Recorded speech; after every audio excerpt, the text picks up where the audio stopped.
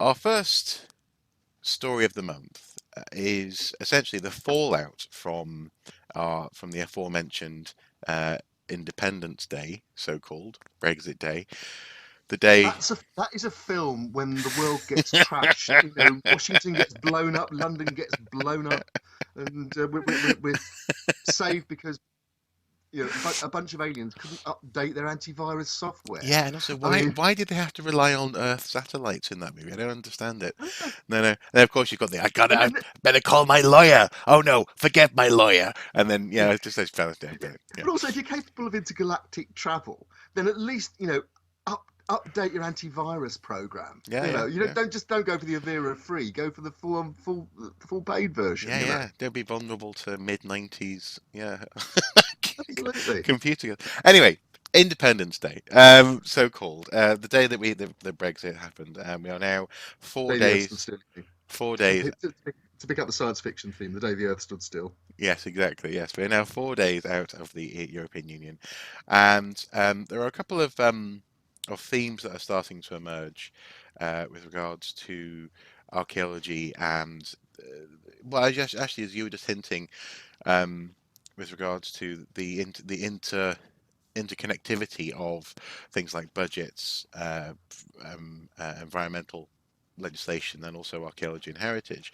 And specifically, this begins with the Financial Times reporting. And the Financial Times are actually quite a straight arrow. They don't really tend to be bothered about political spin on things. Reporting that the government Johnson and Javid, the Prime Minister and the Chancellor of the Exchequer, have requested that all government departments, with a couple of exceptions for particular reasons, seek to find 5% cuts. So essentially, additional cuts on top of a decade of austerity. Uh, we were led to believe that austerity was over. This 5% isn't looking good, certainly for archaeology. And along with that comes a big question mark over the future of HS2 as well. Now, of course, we have been banging on about HS2 for a year or so, at least, if not 2 years. But Yes. this is because HS2 is the biggest archaeological project in continental Europe. I use those words um, with advisement. Continental Europe, um, and so in that sense, if HS2 is now projected to be 108 billion, 110 billion, the figures keep on just creeping up. Uh, it looks extremely tempting when one is looking for 5% cuts across the board to also cut out some of that stuff as well. And also, you highlighted that the Stonehenge tunnel, is also an element of this. I mean, what do you make of this brave new world of further budget cuts? Well, um, the just this morning on the Today program, a former government minister who Claire O'Neill, used to be Claire Perry, who was chair of the climate change conference that's due to take place in Glasgow later on Hmm. this year, Hmm. but was sacked at the end of last week by Boris Johnson, was on the Today programme saying basically that anybody working with Johnson, I'm paraphrasing but only very slightly, needs to get it in writing and make sure the money's in the bank. Mm, In other words, the Prime Minister's word is not worth the paper it's not written on. no. Um, and so all the talk of, suddenly Uplands and Brave New World and money for the NHS and money for that we're not paying for Europe can now go paying into European to the European Union can go to domestic priorities. Apart from the fact we're still paying our subs to the European Union for the rest of this year, Hmm. um, it was all just meaningless campaigning. Mm, Um, the other thing that's really important to bear in mind here is that there's increasing evidence that there's something of a turf war going on in Downing Street, which involves Johnson and Javid, who, according to some reports, have quite a good working relationship. Um, but the problem lies particularly with Johnson's advisors, and particularly his chief advisor, Dominic Cummings, and also his transport advisor who worked with him when he was mayor of London, Andrew Gilligan. both of whom are HS2 skeptics and would love to pull the project. Hmm. Hmm. Um, and at the same, but the Treasury sees it as a project that it wants to get behind because of the advantages they perceive in terms of developing areas of the country that need better transport links. Now, so there is something of Hmm. a turf war going on in Hmm. Downing Street.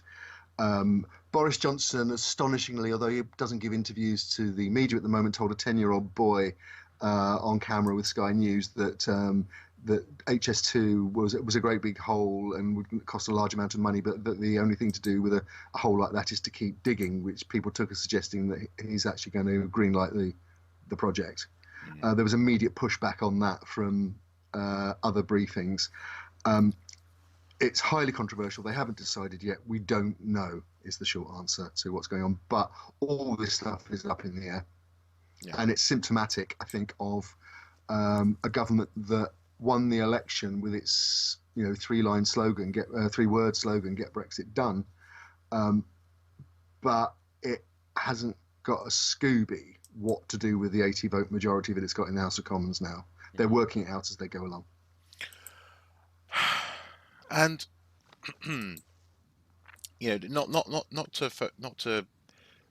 not to focus in on or to hone too closely in on specifically on political commentary, in so much as this is the watching brief. Um, Mm. I am curious then, what are we all meant to do in the meantime? In so much as, as for example, a couple of different reasons. As an archaeologist, with archaeological friends who absolutely are even closer to the coalface, actually, doing job to job digging. But Yeah. also as someone, in that sense, also as a small business owner, for example, who is subject to the cost of postage, where I have no clue what's going to come around the corner based Yeah. on this separation from the union. There's been nothing, no memos, nothing. What are we supposed to do as a sector, I guess? Are we just supposed to sit on our hands and wait for essentially opinions to one opinion to win out over another on this? Well, I think that we've had some more straws in the wind in the last few days. It was briefed over the weekend. Well, it started briefing a week ago. It was then briefed even further over the weekend, Hmm. and the more so yesterday after a speech that Boris Johnson gave in the Painted Hall here in just down the road from where I'm sitting, actually in Greenwich. Wonderful Christopher Wren building with incredible Baroque paintings. Symbolising the Glorious Revolution and British naval power in the 18th century. Hmm. The symbolism was very deliberate. Hmm. Um, that the government is telling people, it's not to say this is what the policy actually is, but the government is telling people there will be no alignment with European Union rules, which Well, includes on not the even environment. accidental alignment. So, for example, murder might be good. Is that what he's saying? Look, I'm sorry, What? we can't. What? Murder's We illegal in Europe. We can't have that. exactly, yeah, exactly. Look, we can't avoid the P word here, unfortunately. We do have to talk a little bit about politics and political realities. Hmm.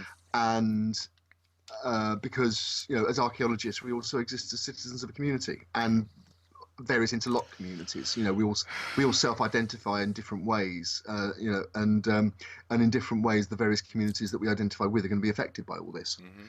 Hmm. Um, and the government policy, as it's been announced at the moment, is no alignment with the formal rules of the European Union, primarily because they are enforced by the European Court of Justice, the ECJ, Hmm. which would not be in alignment with what Brexiters have long stood by, which is this idea of taking back control of our money, our borders, and our laws.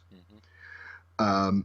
Now, unfortunately for the environment, the broader environmental community, and I mentioned this earlier in connection with HS2, and but also in our opening.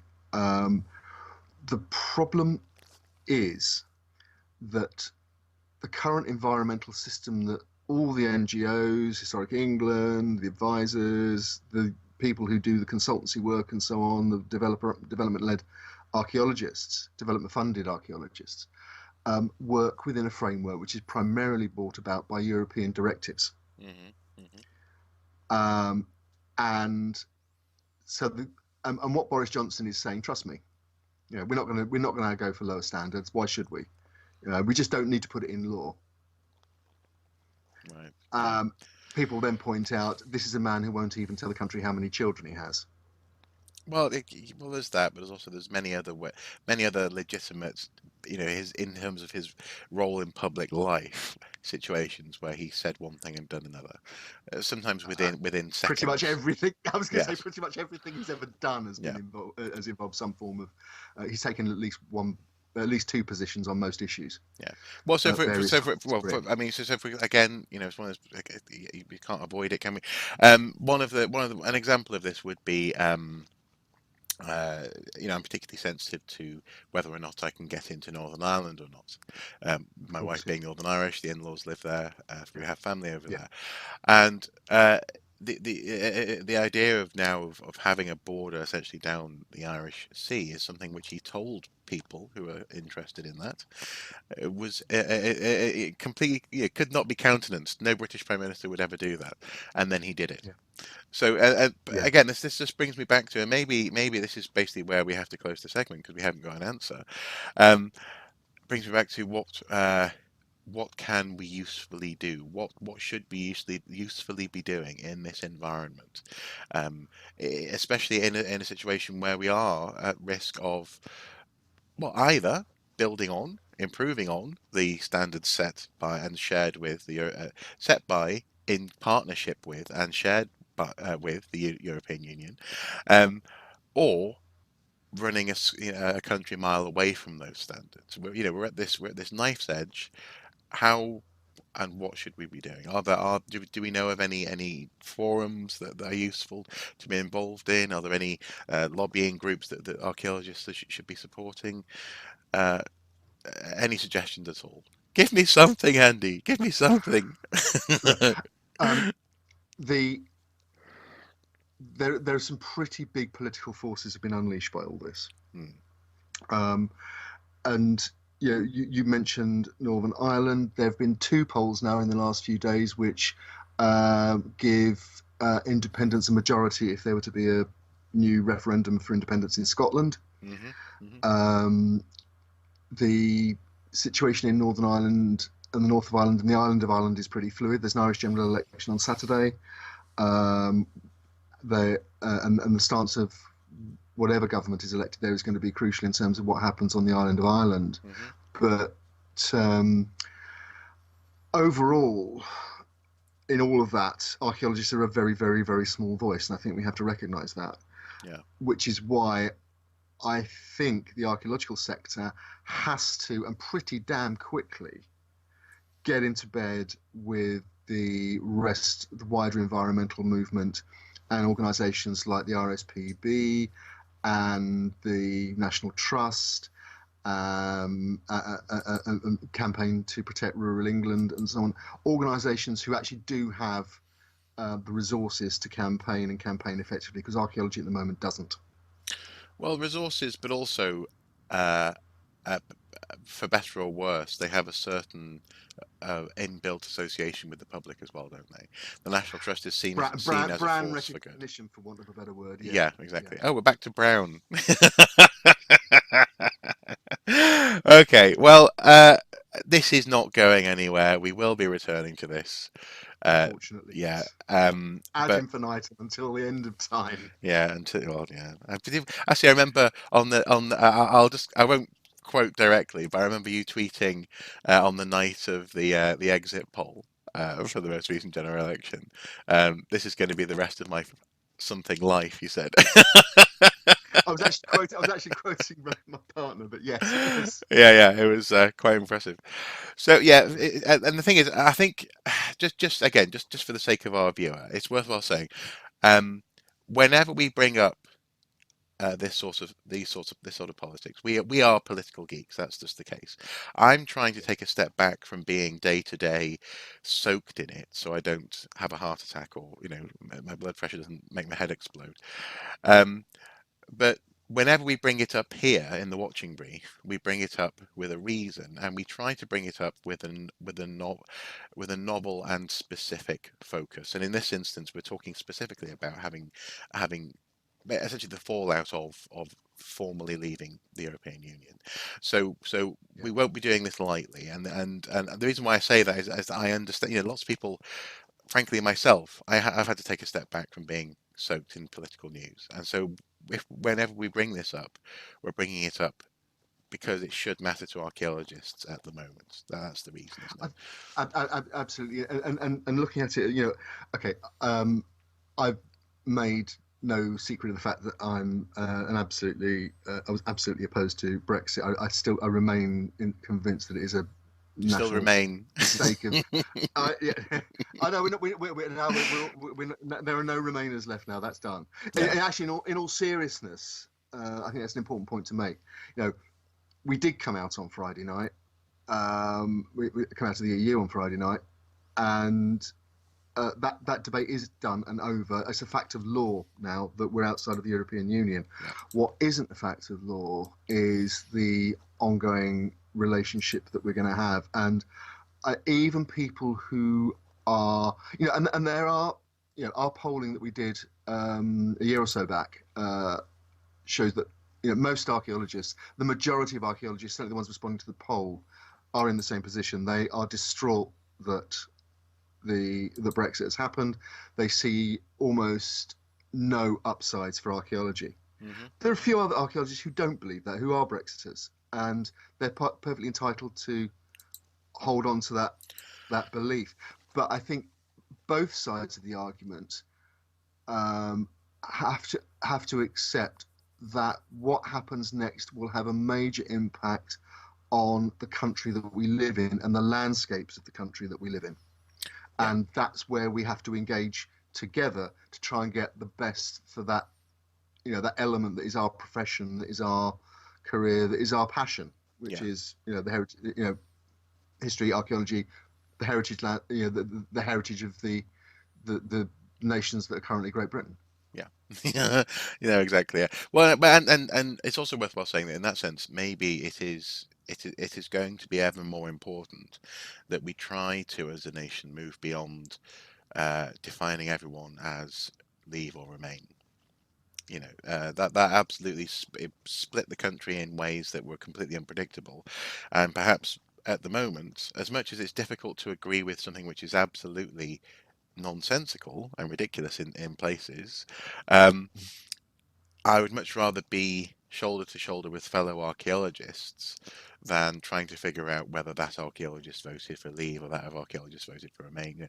As you say, that is no longer the debate. The debate is now what happens next, and how can we get the best out of this particular sausage that we've been presented. Absolutely, and you're seeing that it's a big argument, particularly on the, for want of a better word, the progressive side of politics, which largely the Remain argument identify with, because the European Union, by many people on the progressive centre to centre left, was seen as a safeguard of universal standards like freedom of speech and the freedoms that we all enjoyed and would hope to continue to enjoy. And the hope for those doesn't go away. But the trouble is, now that the Parliament in Westminster can legislate within the borders of the four nations, then